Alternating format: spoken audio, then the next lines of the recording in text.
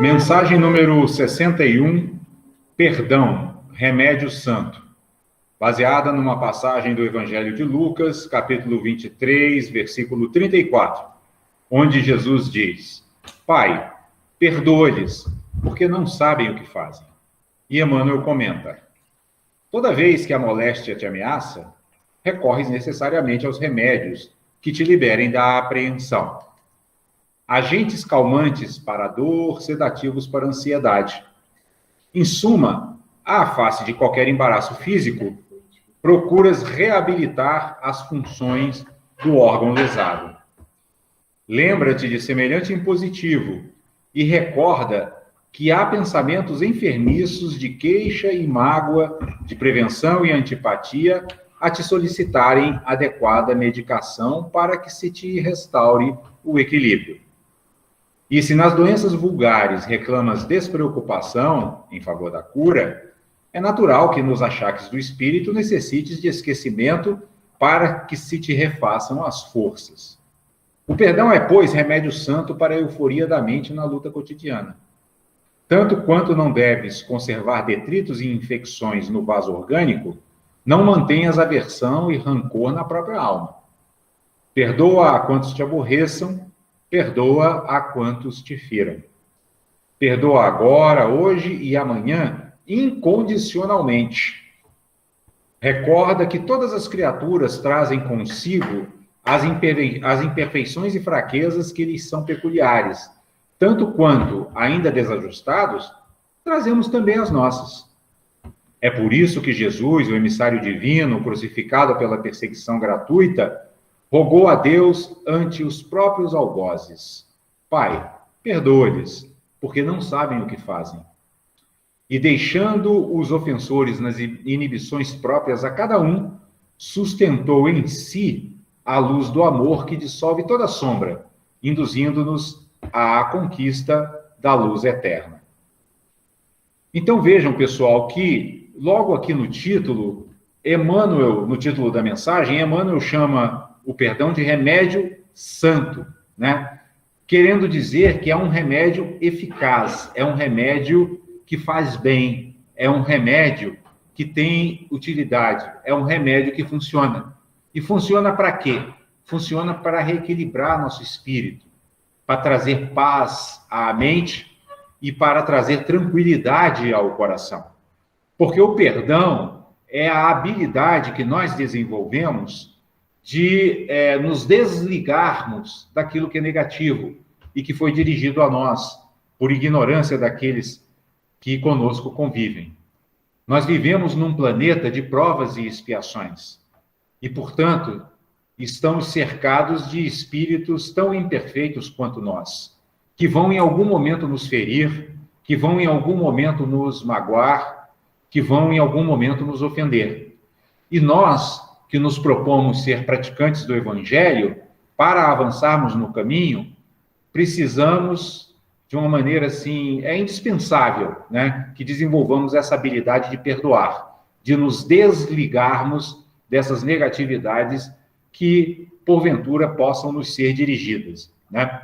E verifique que Emmanuel, logo nos 3 primeiros parágrafos, ele faz uma analogia do perdão com os remédios que nós temos o hábito de utilizar para o tratamento de nossos males físicos e mentais.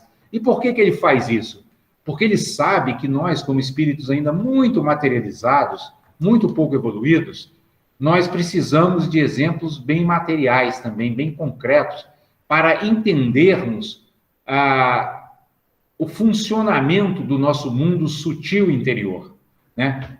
Nós não conseguimos ainda desenvolver uma visão direta do nosso mundo interno, uma visão direta das vibrações e do magnetismo que nos cerca. Então, nós precisamos de comparações materiais, né? Por isso que Emmanuel vai dizer, né, e vai nos chamar a atenção para o fato de que toda vez que nós estamos doentes, nós recorremos a remédios que nos liberem do problema, né? Tomamos um analgésico para dor de cabeça, né? Tomamos um calmante quando estamos ansiosos e assim por diante. Então, ele vai lembrar que, da mesma forma, nosso mundo interior também precisa de remédios para os momentos em que ele se encontre adoentado, para os momentos em que ele se encontre debilitado, né? Emmanuel vai nos dizer que, do mesmo modo e com a mesma determinação com que nós cuidamos dos nossos males físicos, nós também devemos cuidar desses males espirituais que obstruem nosso avanço na caminhada em direção à perfeição e, consequentemente, em direção à felicidade genuína e à paz imperturbável, né? É por isso que ele vai dizer que o perdão é o remédio santo para a euforia da mente, ou seja, para a alegria do espírito, né? Sem perdão, sem a habilidade de perdoar, nossa alegria vai ser roubada a todo momento, porque, como nós dissemos, estamos cercados por espíritos tão imperfeitos quanto nós, né? E que a todo momento vão nos atingir de alguma forma. Então, se nós não desenvolvermos a habilidade do perdão, a nossa alegria vai estar sendo o tempo todo maculada, né? O tempo todo atacada por agentes dos quais nós não sabemos nos defender. Porque a nossa única defesa, na verdade, com relação às agressões, é o perdão, é o nos desligarmos, né, dessas negatividades para não ficarmos carregando mágoas e ressentimentos. Vejam que, como a própria palavra diz, né, ressentimento, não é isso? Ou seja, ficar sentindo de novo uma coisa que já passou, né? Porque seja qual for a agressão que soframos, essa agressão, como todo fenômeno que ocorre no universo, ele é passageiro, ele surge, se desenvolve, decresce e morre. Entretanto, se nós guardamos mágoas, se guardamos ressentimentos, nós ficamos dando vida a algo que já deveria ter por si mesmo se dissolvido.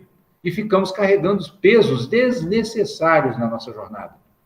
É por isso que Jesus diz no Evangelho que é leve o meu jugo e suave o meu fardo, porque quem pratica o Evangelho aprende a perdoar e, portanto, vai se desligando, né, das maldades, das ofensas e das agressões que sofre e não fica carregando pesos, né? Fica, portanto, com uma sensação de leveza, com uma sensação de um caminhar suave pelo mundo, né? É por isso que Emmanuel vai dizer, de maneira totalmente clara e direta: perdoa a quantos te aborreçam, perdoa a quantos te firam, né? Perdoa agora, hoje e amanhã, incondicionalmente. Esse é um ponto importante, incondicionalmente, ou seja, não tem condições. Não é assim, olha, eu vou perdoar se você ficar bonzinho comigo, porque isso não vai funcionar. Porque a pessoa só vai mudar quando ela quiser mudar. Nós não podemos mudar ninguém, como ninguém também pode nos mudar. Então, não adianta nós estabelecermos condições.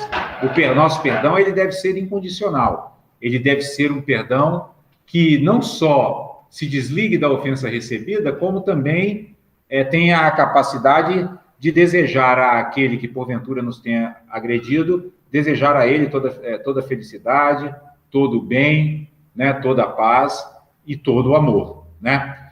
E aí Emmanuel conclui a mensagem, né, nos falando sobre o exemplo máximo que nós temos dentro da doutrina espírita, que é Jesus, que ele chama aqui do emissário divino, ou seja, aquele que trouxe a mensagem divina, né? Dizendo que Jesus, crucificado pela perseguição gratuita, vejam bem, perseguição gratuita, não havia motivos para que o perseguissem. Ele, durante a sua curta vida de 33 anos, só fez o bem, só praticou o amor, a caridade, a compaixão e a generosidade. E, no entanto, alguns indivíduos se incomodaram com ele, né? Se voltaram contra ele e o crucificaram. Mas, mesmo assim, sendo objeto de uma perseguição gratuita, ele diz, lá já pregado na cruz, né? Lá já nos seus últimos suspiros: Pai, perdoa-lhes, porque não sabem o que fazem. Olha que coisa interessante, não sabem o que fazem.